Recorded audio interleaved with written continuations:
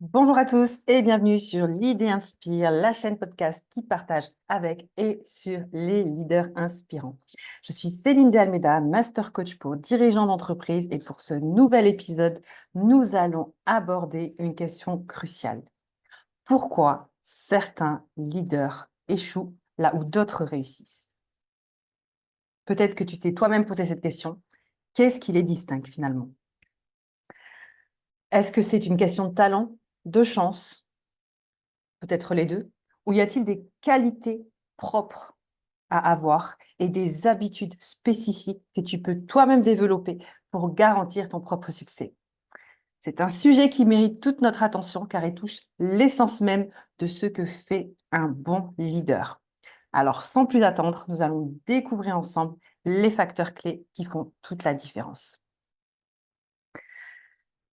Le premier facteur clé que j'ai noté, c'est peut-être quelque chose qui te paraît simple, tellement simple finalement que tu l'as peut-être même oublié et pourtant c'est ce qui fait clairement la différence et c'est même les prémices de toute naissance d'entreprise finalement.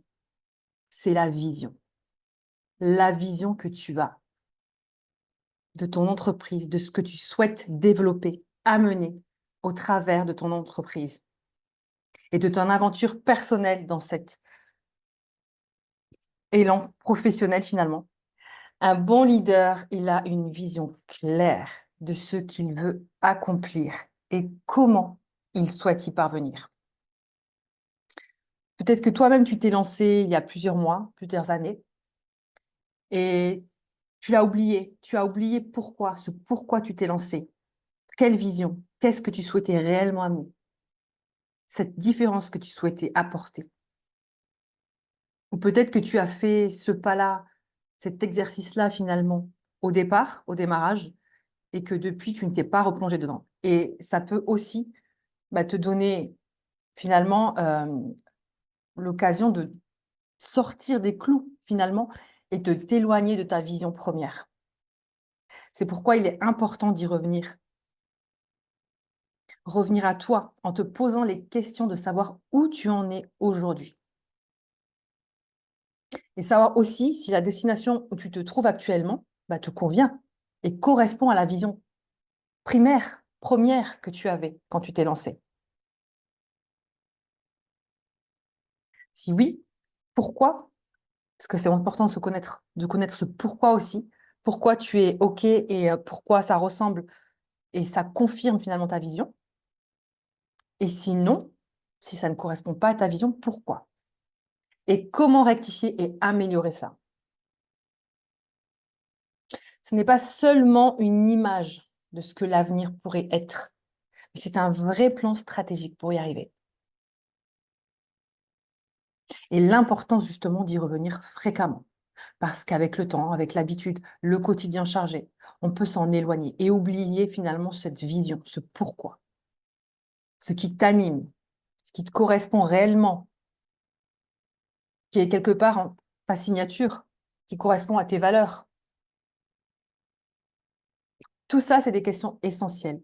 Et surtout, ne te contente pas de suivre le mouvement. Crée-le, crée ce mouvement au travers de ton entreprise, de ta vision justement. Inspire ton équipe, tes équipes, en partageant cette vision et montre-leur aussi comment chacun peut y contribuer à son échelle, à son niveau. Et ça, c'est en y croyant toi-même, car tu es le premier convaincu finalement, et la première personne à convaincre, à te convaincre avant tout. Donc, un exercice que je t'invite à faire, si tu veux le faire ensemble, n'hésite pas. Quelques questions introspectives pour vraiment savoir, toi, concrètement, où tu en es aujourd'hui, par rapport à cette vision notamment. Donc, quelle est ta vision à long terme pour ton entreprise, pour ton équipe, pour toi? Quel impact tu veux laisser? Et peux-tu clairement la décrire et expliquer aussi comment tu comptes y parvenir? Voilà, ça, c'est des questions que je t'invite à te poser. Et je pense que tu vas avoir de très, très belles réponses qui vont être déterminantes pour la suite, ou même si tu souhaites te lancer. La deuxième chose, un élément qui est tout aussi indispensable, qui font vraiment que certains réussissent plus que d'autres. À ton avis, est-ce que tu as une idée? Une qualité qui aujourd'hui est si précieuse en ces temps compliqués, un peu compliqués, c'est l'adaptabilité. Le monde change constamment. Tu le vois aujourd'hui. Et les entreprises changent aussi. Et les leaders qui réussissent sont ceux qui savent s'adapter à ces changements et qui savent même en tirer parti. Parce que même pendant la crise, cette crise actuelle qu'on vit, de nombreux leaders, entreprises, tirent leur épingle du jeu. C'est possible. Qu'est-ce qui les distingue? L'adaptabilité. Savoir répondre aux besoins de leurs clients, à des besoins à l'instant T. Alors toi qui m'écoutes, ne sois pas rigide avec ton approche. Ne sois pas rigide dans ta vision d'entreprise, dans ta culture d'entreprise, dans ta stratégie. Sois flexible et ouvert aux nouvelles idées. L'adaptabilité te permet clairement de rester pertinent et de savoir naviguer à travers les défis imprévus avec cette agilité. Cette agilité. C'est vraiment important aujourd'hui, c'est si précieux et c'est clairement une des qualités, des compétences clés. Alors peut-être que tu es toi-même dans cet esprit, dans cette évolution d'agilité, et tant mieux. Mais je t'invite quand même à poser ces questions. Comment réagis-tu toi-même aux changements inattendus? Comment réagis-tu toi-même aux changements inattendus? Et es-tu capable de pivoter rapidement, finalement, et d'adopter de nouvelles stratégies lorsque c'est nécessaire? Je te laisse méditer sur ça et y répondre. N'hésite pas à revenir sur l'épisode et prendre le temps d'y répondre si tu n'as pas le temps à l'instant T. Mais en tout cas, voilà, ou mettre sur pause si tu le souhaites. Mais vraiment, c'est des questions vraiment précieuses. Et les réponses les seront tout autant. Un autre facteur déterminant, c'est l'écoute. Ça aussi, c'est quelque chose que on peut se dire, oui, ok, j'écoute, mais non, pas forcément. Un leader qui réussit est à l'écoute de ses équipes. Une écoute active. Il comprend leurs besoins, leurs préoccupations et leurs idées aussi. Et il ne se contente pas de donner des ordres, des directives. Il crée vraiment un dialogue au travers de cette écoute.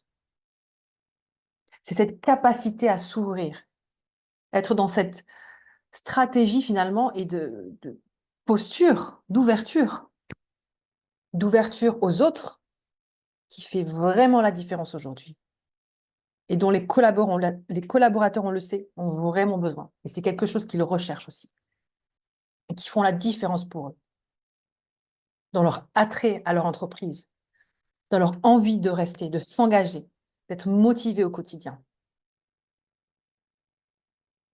Et cet esprit d'ouverture, c'est aussi s'ouvrir à soi avant tout, forcément. C'est un véritable mindset. Donc avec cette écoute active qui construit la confiance auprès de tes collaborateurs, de tes clients aussi, de tes partenaires, de tes pairs, et qui encourage un environnement où chacun se sent valorisé et compris. Et ça aussi, on le sait aujourd'hui, ça s'inscrit dans la culture de l'entreprise et c'est clairement des choses qui sont recherchées et qui valorisent les collaborateurs. et les futurs talents. Donc pareil, question introspective pour toi, à quelle fréquence prends-tu le temps d'écouter activement ton équipe, tes équipes?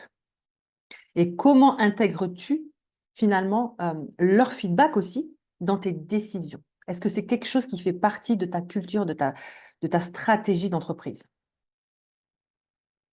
J'aimerais vraiment, vraiment que tu t'y penches et que tu puisses aussi partager en commentaire ce qui caractérise l'écoute pour toi, une bonne écoute, et comment tu l'intègres dans ton entreprise. Autre point essentiel, l'humilité. C'est une qualité vraiment précieuse. Un bon leader, un leader qui sait se différencier face à d'autres leaders, c'est qu'il ne sait pas tout et il est prêt à apprendre de ses erreurs aussi. Il accepte les critiques constructives, bien sûr, et il cherche constamment à s'améliorer. C'est finalement une attitude humble qui te permet de rester connecté avec tes équipes, avec tes collaborateurs, et d'éviter les pièges de l'arrogance et de l'ego qui peuvent te laisser dans la satisfaction personnelle et sans tenir compte des autres. Et ça, on peut tous y tomber. Tu peux tout simplement penser que tout est parfait, qu'il n'y a rien à changer, tout est OK tel qu'il est, et que ça n'a pas besoin d'amélioration. C'est aussi se couper finalement de toute évolution, toute transformation et de croissance finalement. Donc cette humilité, elle apporte pas mal de données si importantes et si différenciantes pour l'entreprise et pour toi aussi en tant que leader, que dirigeant, CEO, chef d'entreprise. Donc encore une question pour toi. Peux-tu te souvenir d'une situation où tu as dû admettre une erreur? Est-ce que là, précisément, quand je te parle, est-ce que tu as une erreur, une situation, oui, plutôt, où tu as commis une erreur et que tu as su la reconnaître, l'admettre? C'est important de te poser ces questions. Et comment tu as su aussi finalement utiliser cette expérience pour pouvoir t'améliorer, améliorer le process? Je te laisse y répondre. Le dernier point est un point aussi qui peut se transposer à divers domaines, c'est la résilience. La résilience est vraiment une clé qui est indispensable. Car les échecs sont inévitables, on le sait. Et les leaders qui réussissent sont ceux qui savent rebondir après l'échec. C'est sûr, un échec, ça bouscule, on ne va pas se mentir. Mais l'idée, c'est de voir plus loin que cet échec. Et de comprendre finalement les leçons derrière cet échec. Donc ne te laisse pas abattre par les revers de la vie. Au contraire, tire-en des enseignements qui te feront avancer. La résilience transforme les obstacles en opportunités d'apprentissage et de croissance. Et le mettre en application à toi-même, puis dans ton entreprise, est un réel game changer. C'est rester dans ce mindset, dans cette stratégie de croissance, d'évolution perpétuelle. Et j'irai même plus loin. Parfois, les échecs sont des cadeaux cachés, en fait, qui peuvent te permettre d'aller dans des chemins, des stratégies sur lesquelles tu n'avais pas forcément pensé au départ et qui s'avèrent être les bonnes. Donc, toute expérience est bonne à prendre. Aussi dérangeante, aussi, oui, qui te trigger autant. Peu importe, c'est une expérience à sur laquelle tu dois capitaliser et rebondir. Encore une fois, je t'invite à te poser ces questions qui vont te faire peut-être émerger d'autres choses, d'autres sphères pour toi, pour ta structure, ta société. C'est comment fais-tu face aux échecs? Comment fais-tu face aux revers de la vie pour ton entreprise? Quelle stratégie aussi utilises-tu pour rebondir et transformer les obstacles en opportunités? Qu'est-ce que tu utilises comme stratégie pour rebondir face à ces obstacles et les voir comme des opportunités? J'aimerais vraiment que tu puisses partager tes retours ici en commentaire ou directement en MP sur mon LinkedIn. Je me ferai un grand plaisir de pouvoir échanger avec toi et connaître aussi tes propres enseignements face à ces points si précieux. N'oublie pas, la vision, l'adaptabilité, l'écoute, l'humilité et la résilience ne sont pas innés. C'est de qualités qui se développent avec le temps et l'expérience. Avec le temps aussi imparti sur lequel tu vas te poser et essayer de comprendre de tes propres expériences. Tirer un enseignement, ton propre enseignement par rapport à ça. Si tu te sens encore loin dans ces qualités et de comment finalement les intégrer dans ta stratégie d'entreprise, ne te décourage pas, car chaque jour est une nouvelle opportunité pour apprendre, grandir et devenir le leader que tu aspires à être, ou que tu es peut-être déjà. Si tu veux aller plus loin, plus vite aussi, tu peux rejoindre mon accompagnement Être un leader aspirant. N'oublie pas, le succès, ce n'est pas une destination, c'est un véritable voyage.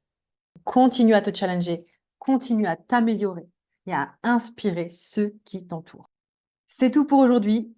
J'espère que cet épisode vous aura éclairé. Si tu as trouvé ce contenu utile, n'hésite pas à le partager et à me laisser un commentaire. Ça aiderait vraiment à faire connaître le podcast et peut-être aussi aider d'autres personnes à créer et solidifier leur leadership.